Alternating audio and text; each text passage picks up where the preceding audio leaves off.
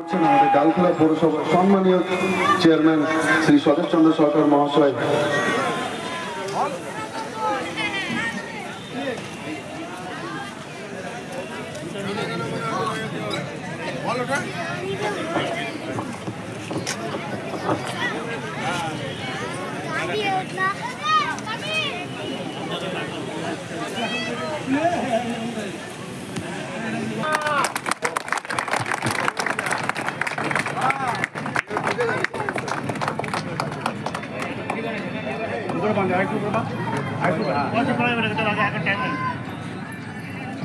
এখন জাতীয় সঙ্গীত